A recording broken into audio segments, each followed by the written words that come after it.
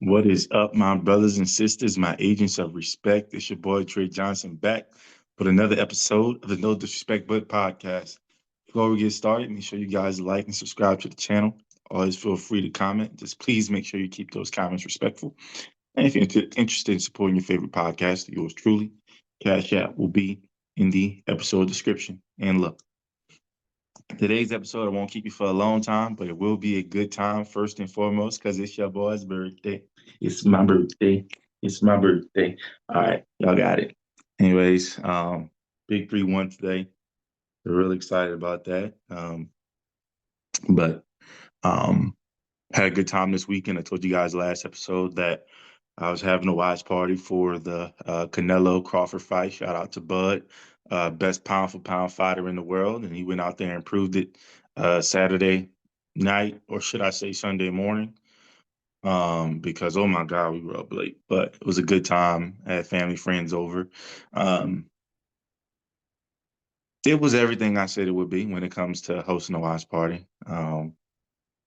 Same way I told y'all about cleaning the house. Yeah, my mom was here, so the house wasn't, or it wasn't clean enough, so I had to go do extra stuff, um, as I was told to do.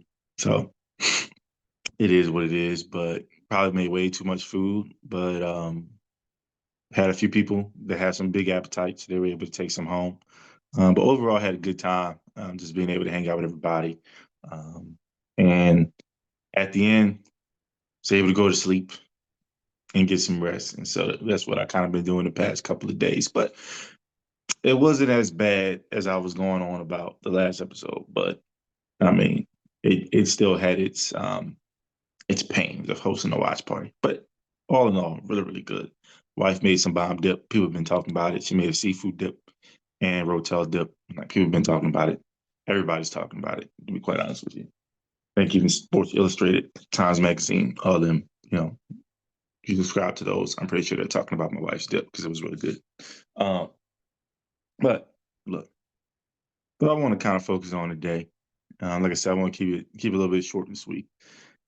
But let's talk about the Saints a little bit. Okay. 0 and 2. 0 and 2 on the year, first 2 weeks. Some tough losses. Both games coming with the team having a shot to win, having the ball last, having a shot to, game against Arizona had a chance to tie the game with a touchdown, an extra point, or score a touchdown and try to attempt a 2-point conversion for the win, which I think we would have done. Um, this past game against the San Francisco 49ers, um, ball in the hands of the offense, having a chance to go down 5 points, 21-26, having a chance to score a touchdown, win the game.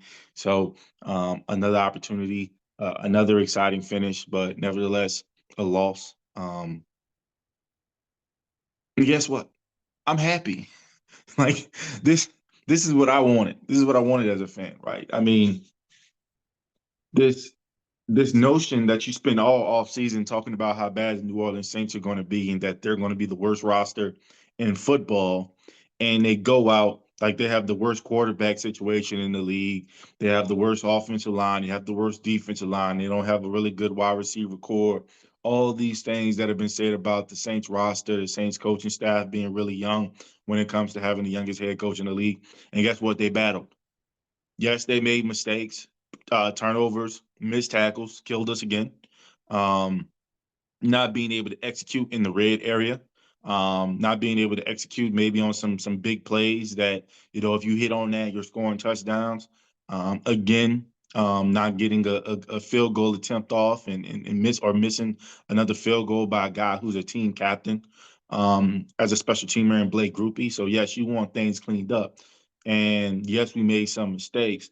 But despite all of those things, we were in these games.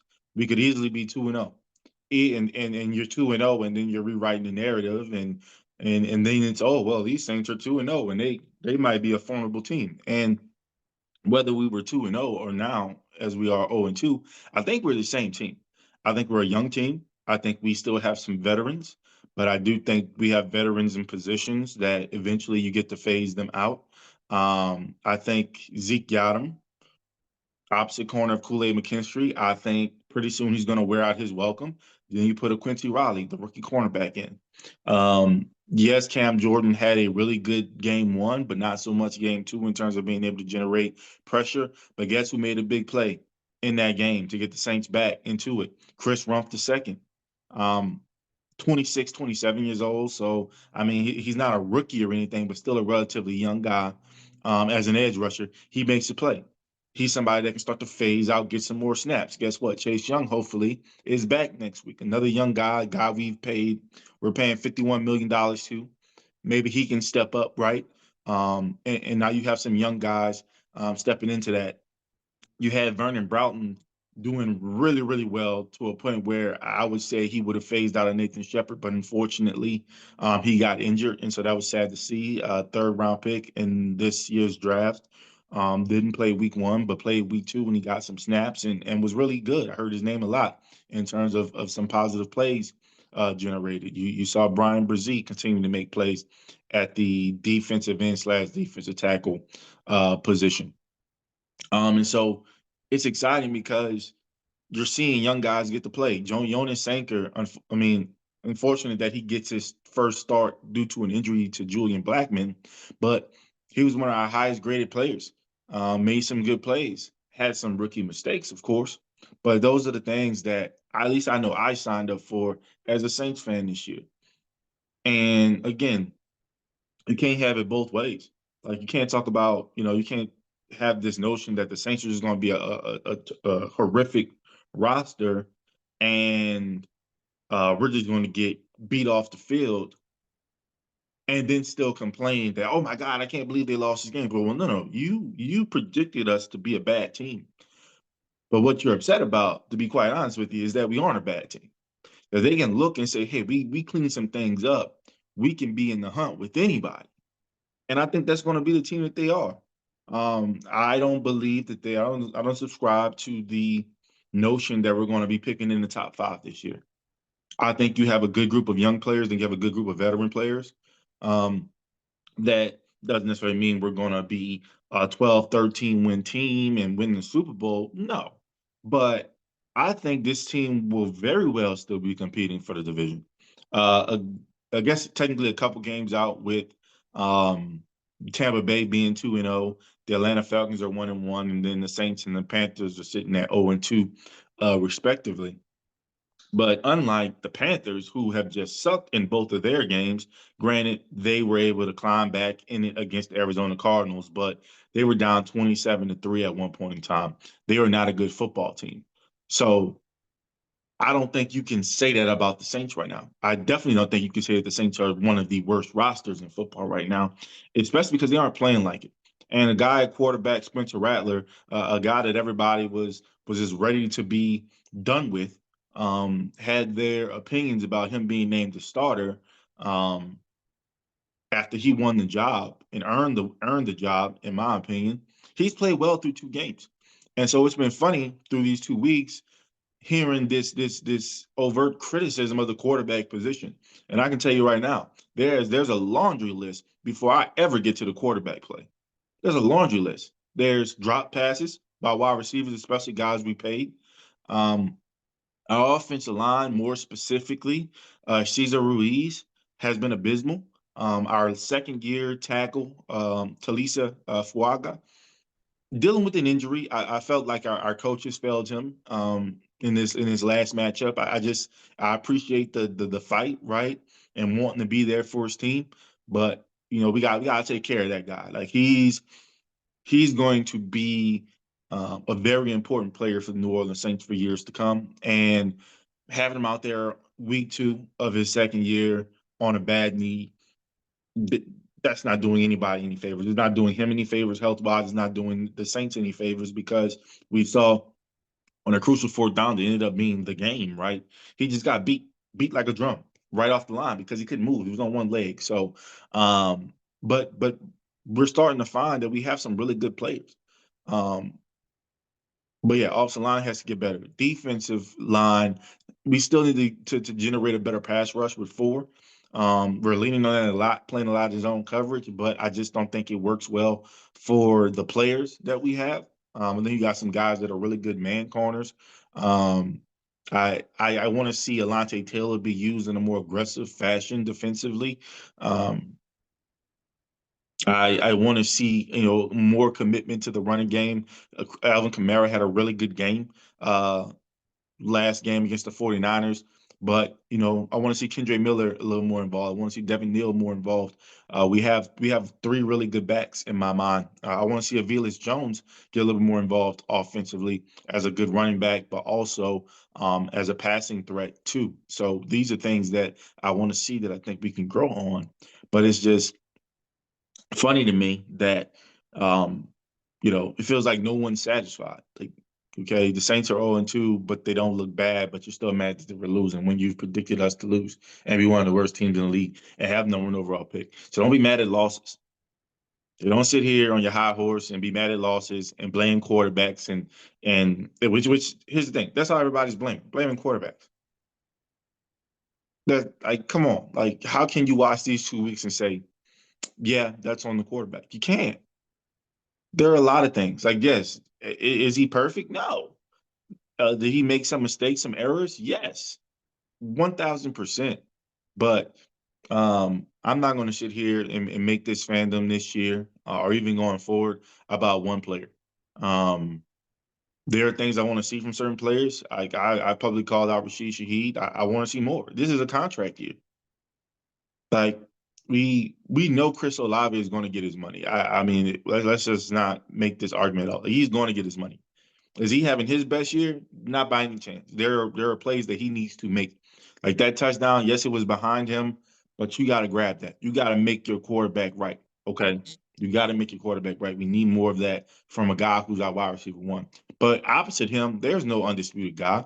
Would we love that to be Rashid Shaheed? Yes, but he has to prove it. We know it's not Brandon Cooks given his age. Could be Deshaun Vele, or is it Devon Vele? Sorry, could be Vele. Had a really great touchdown catch last year or this last week, but we got to see more of him, especially with his health. He's dealing with some knee issues the past year or so. So want to see how that goes.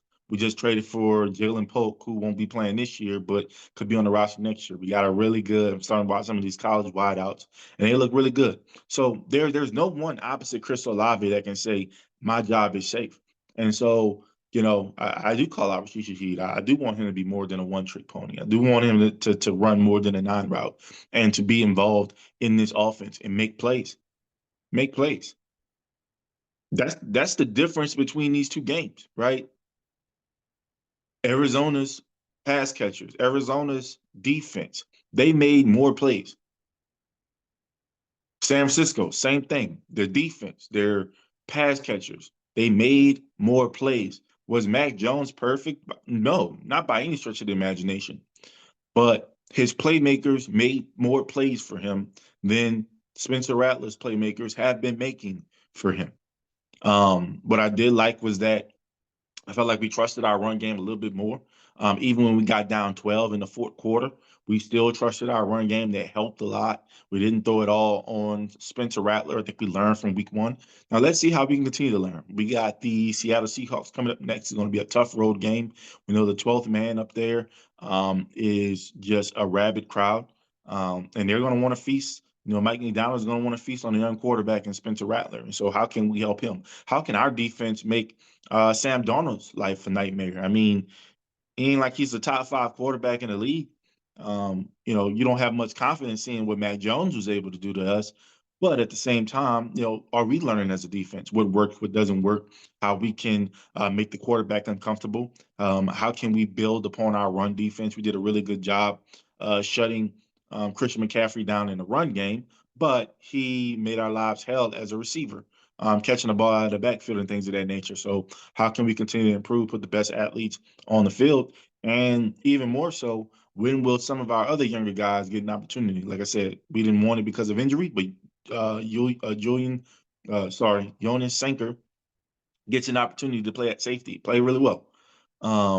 Vernon Broughton unfortunately gets injured, but he did really well in his snaps at defensive end. Will we see a Danny Stutzman get an opportunity?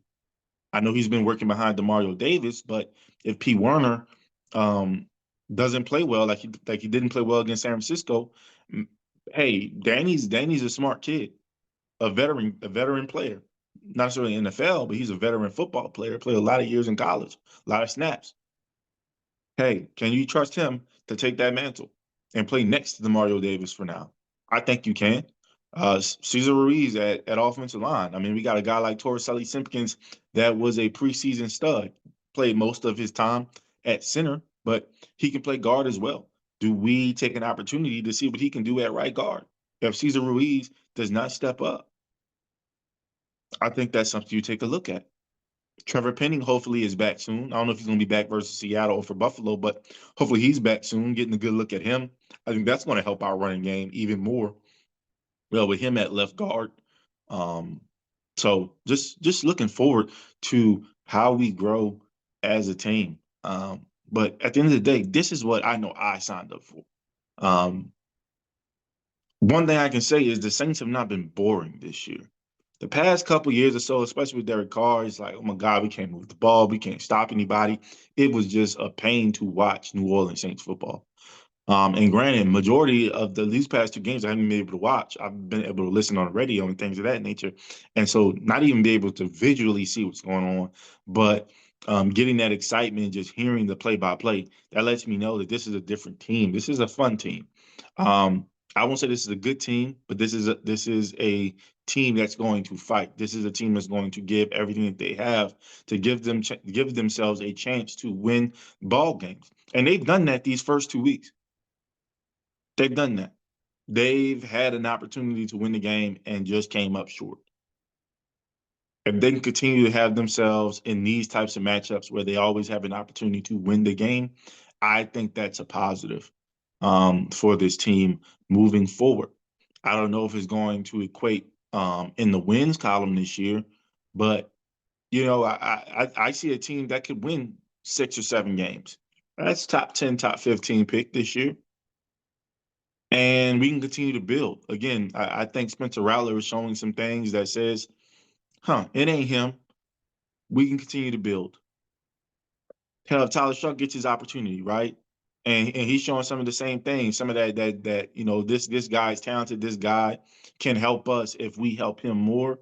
And the college football quarterback class is just underwhelming right now. Like nobody's showing anything. There's nobody in this class that's worth tanking for right now. They're not showing enough. Again, it's very young in the season, three weeks in or something like that. So we have a lot of football left in college football. But if you're saying, "Oh yeah, I'm ready to risk it all for this quarterback," you're a fool. No one's shown that. I don't care who it is. Nussmeyer hasn't shown it. Sellers hasn't shown it. Klubnik, Drew Aller, even John Mateer. He hasn't shown it. Like he struggled against Michigan. It wasn't like he was just moving the ball at will. He made some really great plays, but he got confused on a lot of things too. So let's see him against more SEC defenses. Can he continue to play at the level that he's playing at? I think as an Oklahoma fan, they certainly hope so, right? Because he's making them think about national championships again. But if I'm an NFL executive right now, I'm not or a front office personnel, I'm not looking and saying, yeah, that's a guy that I gotta get top five. Like, no, I don't think there's anybody right now that's showing themselves to be worthy of a first round pick, let alone a top five pick at the quarterback position. I think at this point, you're saying draft a quarterback because you need a quarterback. And that never works out in this league. That never works out in this league. You get the best players. And if you have if you end up with a top five pick and the best player is an edge rusher or a safety or a wide receiver versus getting a quarterback, you get the former. Because those are going to be the positions that really help your team be better for when you can actually bring a quarterback in and equip them with the resources to be successful. Otherwise, you're just going to be doing again keeping yourself in a quarterback carousel. Um, but we'll see. We got two young quarterbacks on the roster. Could very well add another one next year. But right now, Spencer Rattler is the starting quarterback, and I like what he's shown me, at least. I want to see a little bit more downfield action. I want to see a little bit more chemistry with some of that. But I think part of that is you got to trust your offensive line to hold up in coverage or in protection. And I don't know if we can comfortably say that. But the offense definitely opened up a lot more in week 2 than it did week 1. And I think that's showing growth in all areas. At the end of the day, this is what we asked for. This is what a rebuild looks like. Luckily, we just got the kind of rebuild that's fun, that's exciting, that makes you think you're not that far away. And granted, the way our division is looking, we're not that far away. And the Saints could easily win the division this year if they get a few wins. Tough 2 losses at home. You hope you can at least get one of those. Now you got 2 contests on the road, one against Seattle, very hard matchup, and then having to travel cross country to New York, playing Buffalo. That's going to be a tough matchup as well. But then your schedule kind of, winds down a little bit in the middle. Then you start to play your division schedule towards the end of the year. The Saints could really make a play. I'm still a believer that 9 or 10 wins is going to win this division. I don't think the division champion will win more than that this year. Um, but we'll see. But that's all I have for you guys today. Make sure you guys tell me happy birthday. Um, I appreciate it. Um, and looking to have some fun today. About to get ready to go to a museum because I'm a nerd like that. That's kind of how I like to spend my days. But looking forward to just celebrating with my wife um, and then kind of trying to get some rest before heading back to the office tomorrow. So look, if there's anything I said that offended anyone, it's a good thing, right? It's an opportunity for me to learn. It's an opportunity for you to teach me. All I ask is that you keep it respectful. Peace.